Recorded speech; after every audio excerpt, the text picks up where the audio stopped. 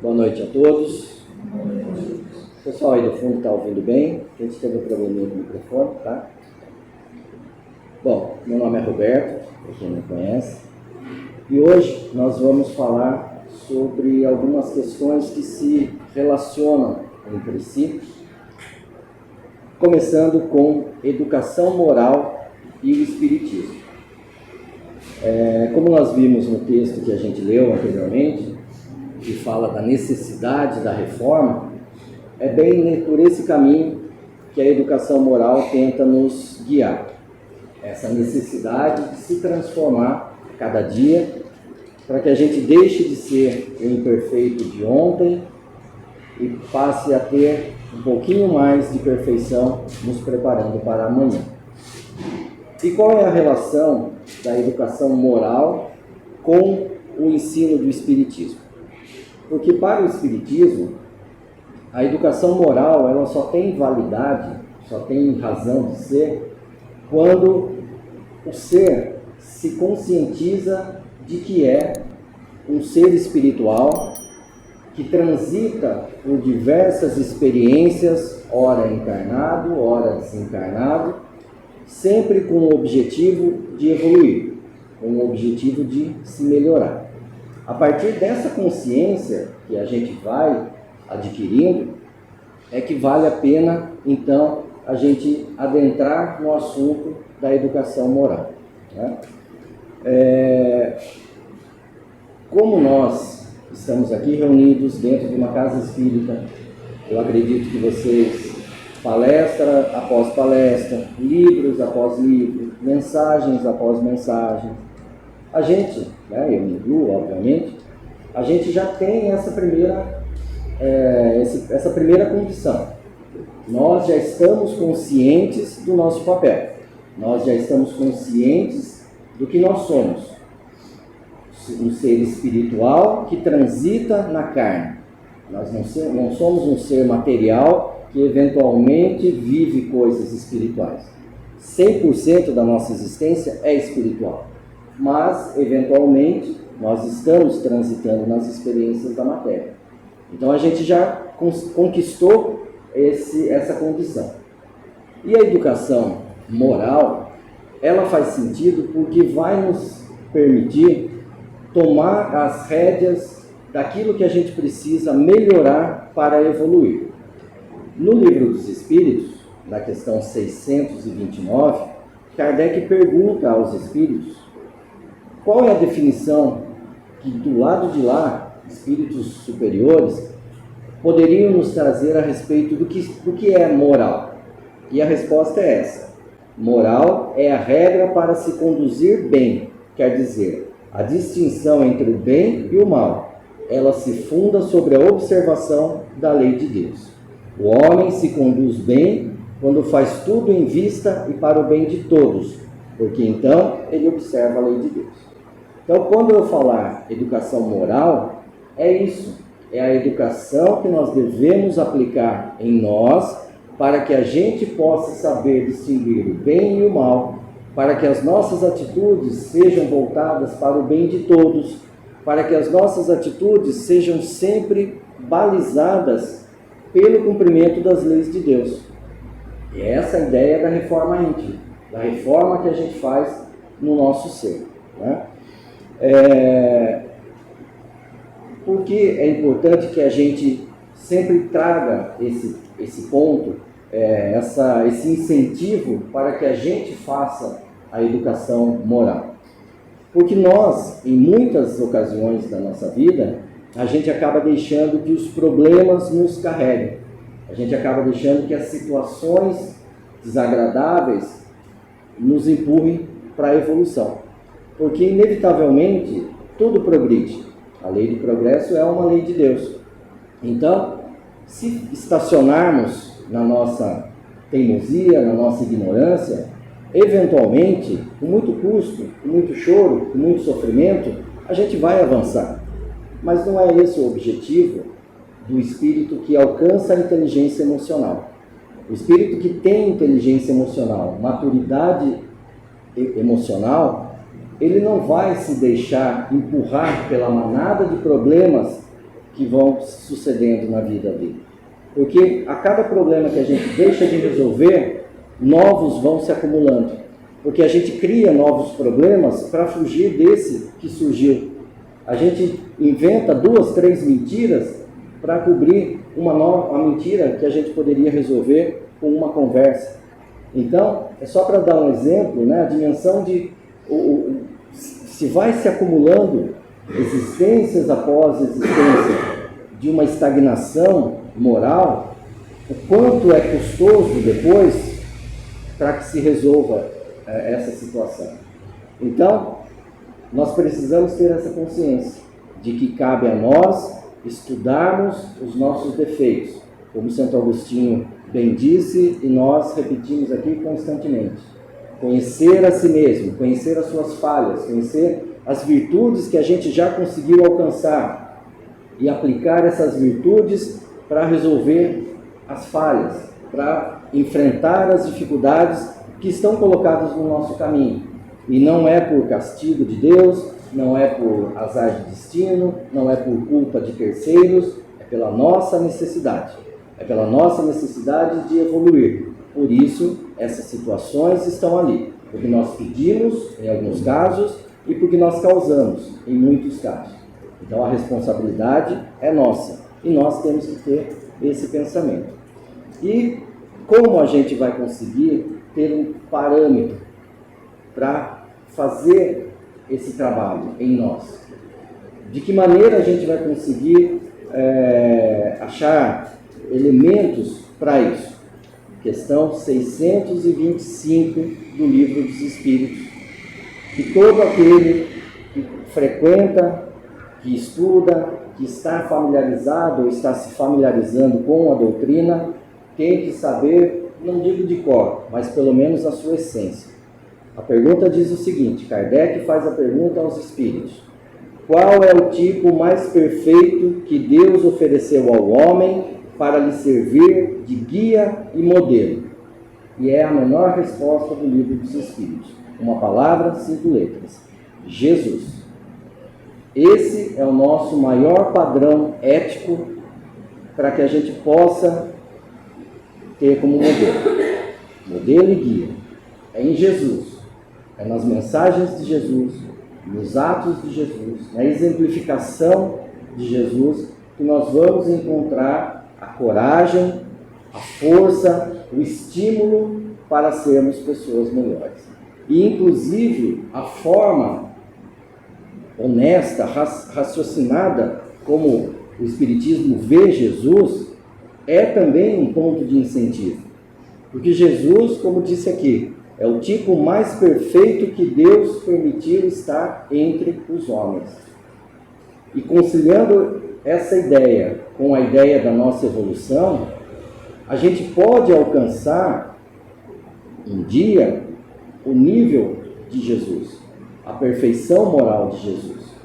Porque ele se coloca como modelo, como guia, dizendo, ele mesmo diz, vinde a mim. A palestra da Dona Terezinha da semana passada foi bem clara na mensagem que ela leu, do livro Fonte Viva. Jesus fala, vinde a mim, mas nós estamos indo porque Jesus pede a nossa aproximação e nos oferece os seus modelos, os seus exemplos. E basicamente, se a gente colocar em análise os evangelhos que traduzem a vida de Jesus enquanto encarnado, ela vai trazer 3 aspectos que a gente pode já aplicar no nosso dia a dia, que é o amor ao próximo, a humildade e a caridade. Amor ao próximo no sentido de identificar no ser que habita com você, no seu colega, no seu companheiro, na pessoa que está ao seu lado, um filho de Deus assim como você. Alguém que, apesar das falhas, tem as mesmas potencialidades que você, porque ele foi criado com o mesmo amor e com o mesmo objetivo que você. Então, quando a gente passa a olhar os nossos irmãos também como criaturas de Deus, assim como nós, a gente informa para a nossa consciência que, com relação a ele, com relação àquela pessoa que muitas vezes, eventualmente, nos trata mal, que nos fere, que não atende às nossas expectativas, que com relação a ele, nós temos que seguir aquela metodologia que inclusive os Espíritos indicam aqui, como os passos de Jesus: benevolência para com todos, indulgência com relação às falhas alheias e perdão. Ser benevolente, amar o próximo. Ser indulgente, compreender que você erra, o outro também erra. Que você precisa de compreensão, o outro precisa de compreensão. E perdão. Entender que você pede perdão todo dia a Deus pelas suas falhas, atuais e passadas. E por que não, já que nós somos pedintes do perdão de Jesus, do perdão de Deus, por que não destinarmos o perdão àqueles que nos rodeiam e que eventualmente falham com a gente? Então, isso resume a ideia do amor ao próximo. Humildade. Quando a gente começar a colocar na régua das nossas atitudes, se estamos indo mais pelo caminho do egoísmo, da vaidade, do engrandecimento pessoal, ou se a gente consegue deixar isso de lado e agir em benefício do outro, em benefício não da nossa vaidade íntima, não do engrandecimento das nossas atitudes, mas sim em favor do outro. Humildemente trabalhar em favor do outro, auxiliar o outro, estar sempre com o braço estendido. Como Jesus disse, se alguém te pedir para andar 1 quilômetro, ande 2. Se alguém te pedir uma determinada peça de roupa, uma capa, deixe a sua túnica também. Isso é ser humilde. Isso é você trabalhar, pensar, agir, não com foco no que a sua necessidade vai pedir daqui a pouco, mas se você estará atendendo aquilo que o outro solicita. E fechando essas duas ideias, a caridade, porque é amando o próximo e agindo, diminuindo o seu ego, é que a gente consegue fazer a caridade, seja material, seja a caridade moral, seja a caridade da conversa amiga, do braço que se estende para levantar aqueles que caem. É caridade. Você diminuir o seu egoísmo, diminuir aquilo que faz com que você haja por instinto de preservação própria. Diminui isso e aumenta o que você pode fazer em favor do outro. O que você pode oferecer de melhor que você tem em favor do outro. Inclusive a paciência quando alguém tira a sua paciência. Inclusive a sua compreensão quando apertam aquele botãozinho bem específico que mais te irrita. Isso é ser caridoso. Isso é não retribuir com uma palavra grosseira quando te dizem uma palavra grosseira.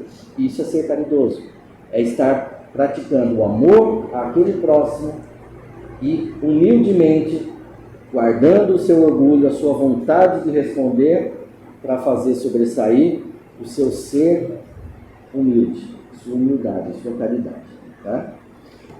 E aí é importante que a gente entenda que o melhor palco para que a gente possa exercitar esse trabalho de início de reforma moral, de educação moral, não por acaso é a família onde a gente está inserido.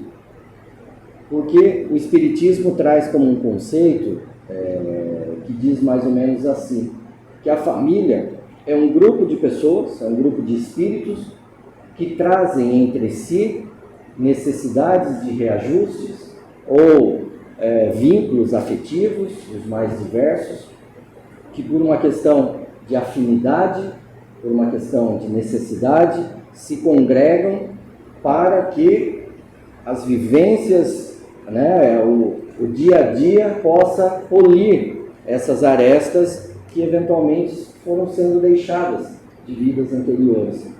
Então, é no seio da família que a gente vai ter a oportunidade, depois que a gente se conscientiza da nossa essência, depois que a gente se conscientiza da necessidade de melhorar, é ali é o primeiro palco onde a gente vai exercitar a nossa reforma, a nossa educação moral. Porque como a gente pretende se tornar um ser de luz, um ser espiritualizado, um ser que vive num nível vibracional espetacular, se a gente não tolera muitas vezes a convivência com 5, 6, 7, 10 pessoas do nosso círculo mais próximo. Então, é ali, nesse ambiente, que a gente começa a trabalhar dentro de nós. Tolerando uma palavra mais rude, tolerando a intolerância do outro por conta das nossas ideias, tolerando a ignorância do outro com relação à nossa vivência, porque muitas vezes a gente deseja uma coisa e o outro não deseja o mesmo. Então há o atrito, há o conflito, e sempre daí, se um não consegue se resguardar um pouco mais nos seus pensamentos, na sua atitude intempestiva, no seu instinto que ainda a gente carrega, né, da animalidade, se a gente não consegue se segurar, a gente parte para cima, a gente explode, mesmo que verbalmente, e aí o conflito está armado. E aí o que era uma existência para se resolver, acaba sendo uma existência que vai levar mais problemas para o futuro. Que serão resolvidos, sim, mas é importante que a gente não perca as oportunidades enquanto estamos aqui. E é no seio da nossa família que a gente tem que deixar aquele hábito da reclamação, que a gente tem que deixar aquele hábito de pensar que poderia ser melhor, que poderia ser mais leve, que poderia ser mais tranquilo, que a nossa vida poderia ser mais confortável, seja financeiramente, ou seja psicologicamente falando, emocionalmente. Não, se é do jeito que é o desafio que está colocado no seu caminho. Se é do jeito que é porque, como eu disse no começo, nós nos comprometemos com aquilo, nós nos comprometemos com aquelas situações, e diante desse compromisso, cabe a nós a responsabilidade de dizer: eu não sei lidar, mas eu tenho que aprender. Eu até ontem não soube lidar com uma palavra grosseira que dirigem a mim, mas eu preciso aprender. Nem que eu não consiga ensinar como fazer, nem que eu precise agora só silenciar, ficar quieto, esperar passar, esperar a poeira baixar, já é um passo. Mas já é a educação moral sendo colocada no nosso coração. E deixar de reclamar, deixar de pensar como as coisas poderiam ser. Porque é feliz aquele que trabalha com as ferramentas que tem. Porque sempre, assim, de 100 coisas, 2 é sua. Se você ficar chorando pelas 98 que não estão ao seu alcance, a sua vida vai ser só choro. E você não usa as 2 que estão junto de você para você fazer aquilo que você precisa. E é a família que vai nos dar esse primeiro passo. E colocando a família dentro da nossa conversa, eu quero trazer agora a ideia da educação moral como um ponto da nossa responsabilidade com aqueles que convivem conosco, especialmente aqueles mais novos, especialmente aqueles que estão ao nosso lado e que têm menos idade.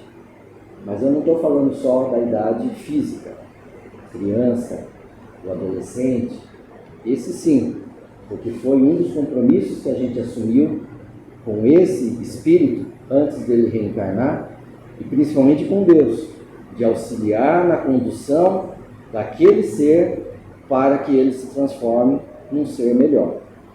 E é nossa responsabilidade, então, exemplificar para as nossas crianças, orientar as nossas crianças, os nossos adolescentes, instruir para que eles se aproximem de qualquer mensagem que fale de amor, de fraternidade, de tolerância, de amor ao próximo. É nossa obrigação, é nossa responsabilidade, porque dentro da balança da lei divina, nós somos responsabilizados na medida exata do que a gente causou de prejuízo para a harmonia do universo. E se nós não vigiarmos as nossas atitudes, não vigiarmos as nossas falas, as nossas ações, e esse exemplo contaminar aquele que está ali ao nosso lado, só observando, só espiando, porque não precisa você dizer, filho, fume, filho, minta. Ele vê, ele acha que é verdade. Ele vê, ele acha que é assim que tem que ser. Então, é nossa responsabilidade iniciar o processo de educação moral nas crianças que estão ao nosso redor. Mas, como eu disse, não é só uma questão de idade. Não estou falando apenas materialmente daqueles que nasceram depois de nós. Muitos espíritos que convivem conosco são mais novos do que nós. Têm uma maturidade espiritual menor do que nós. Uma inteligência emocional menor do que nós. Então, pode ser seu avô, pode ser seu pai, pode ser um tio, mas a gente não sabe se ali há um espírito que está num grau de evolução menor que o seu. Né? E é bom que a gente não saiba, porque imagina como o nosso orgulho falaria alto se eu soubesse que aquele ou aquele, soubesse que eu estou num nível evolutivo maior do que esse ou que aquele. Graças a Deus que a gente não sabe. Mas deduzindo que nós estamos num caminho de evolução, que não há espírito que esteja pisando no mesmo degrau que o outro, que cada um tem o seu nível. É lógico que ao seu redor você vai encontrar aqueles que estão além de você, que compreendem coisas que você ainda não, e aqueles que estão atrás, aqueles a quem você tem que exemplificar, aqueles a quem a sua educação moral vai servir como um estímulo para que eles também se melhorem, para que eles também possam avançar. E aí, essa é a questão da responsabilidade que cada um tem dentro do seu seio familiar, né? E o Evangelho no Lar, mais uma vez, eu vou dizer, já tivemos até uma palestra sobre isso, sempre os palestrantes tocam nesse ponto. O Evangelho no Lar é a melhor ferramenta para que a gente possa congregar ao nosso lado os nossos entes queridos, as crianças, aqueles um pouquinho mais teimosos, aqueles desconfiados, aqueles que estão caminhando junto com a gente. Todos eles podem estar junto conosco, ao redor do Evangelho de Jesus. E nós que comungamos da doutrina espírita, nós utilizamos o Evangelho segundo o Espiritismo. Então a gente tem duas forças ali para nos auxiliar nesse trabalho. A mensagem de Jesus, que é eterna, que é verdadeira desde sempre, e o Espiritismo, que nos auxilia a compreender com razão, com racionalidade, aquelas mensagens, sem misticismos, sem floreios. O Espiritismo nos ajuda a entender a mensagem de Jesus de maneira reta, precisa, que nos orienta. Então, realizar o Evangelho no Lar, uma vez por semana, reunindo a família ao redor do Evangelho segundo o Espiritismo, trabalhando em favor da família, vibrando em favor da família, daqueles espíritos familiares que estão ali, que acompanham cada um de nós. Certamente a espiritualidade vem ao nosso encontro e nos auxilia nessa tarefa. Porque Deus é tão maravilhoso, Ele nos permite viver sucessivas encarnações para que a gente possa se reformar, para que a gente possa corrigir o que ainda não está corrigido. Mas Ele não deixa a gente assim, vai e faz. Ele oferece todo tipo de ajuda que a gente precisar. Mas a gente precisa dizer, eu quero ajuda. Vem ajuda até mim. Eu estou fazendo a minha parte, mas eu preciso de força. Eu preciso de ânimo. Eu preciso de estímulo para não desistir. E a espiritualidade vem nos trazer. mas cabe a nós abrirmos as portas da nossa casa para que eles se acheguem. Tá? E para finalizar, eu queria trazer uma fala que eu vi numa palestra do Haroldo Dutra, que eu achei interessante e achei que é pertinente com o que nós falamos aqui. Essa nossa caminhada, essa nossa jornada, que já vem de muitas outras jornadas, ela não está servindo, o objetivo não é que a gente se torne anjo, que a gente se torne um ser de luz, que a gente se evangelize ao final dessa e das próximas encarnações. Não. Nós estamos fazendo um curso intensivo de humanização. Nós estamos aprendendo a se tornar ser humano. Nós estamos aprendendo a tornar o nosso ser humanizado. Então, esse é o objetivo de cada uma das encarnações. E a educação moral, a reforma íntima, a educação que, como está ali no Livro dos Espíritos, nos aproxima do cumprimento da lei de Deus, nos aproxima da distinção do que é o certo e do que é o errado, nos aproxima da nossa consciência, porque as leis de Deus estão gravadas na nossa consciência, está no Livro dos Espíritos. Mas a gente esquece, a gente fica opaco, fica ofuscado para nós, porque muitas outras coisas chamam mais a atenção do que isso. Então a gente precisa tirar o foco dessas outras coisas que atrapalham o nosso caminho. E eu estou falando coisas que estão dentro de nós, tá?